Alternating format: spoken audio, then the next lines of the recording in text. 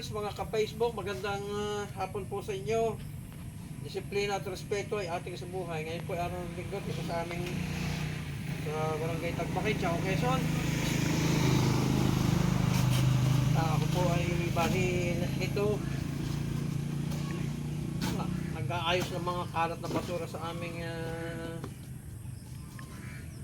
bakuran. Sa aming kalat na basura ay mas kababagyo nga lang po ay dapat po ay maayos at hindi tirahan ng mga dagat, mga lamok. Inuuna ko po muna itong mga karton. So ito po ay sa halip na sunugin, pwede po itong gawing kapakipakinabang. Pwede po itong maging pera.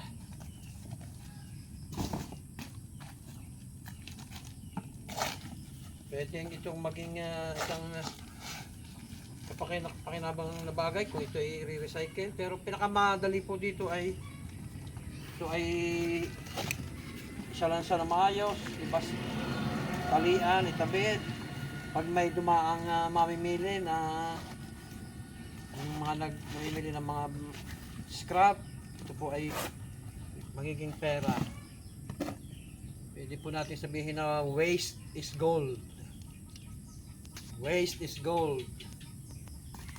Kahit basura sa halip na susunugin at tatapon sa tabi ng kalsada, atin po itong ayusin, italansan sa ating bahay. Atin po mga anak ay turuan na ito po ay iligpit. Sa halip po na laging iaasa na lang sa magulang, po ay kayang-kayang gawin ng mga kabataan natin, ng kanyang mga anak. Ito lang po aking pinagpapari-parihas, kinakamada natin o sinasalansan na maayos, tatalian. Ayan po, ganyan na. So, lalagay natin sa isang lalagyan mamaya pagkatalian natin.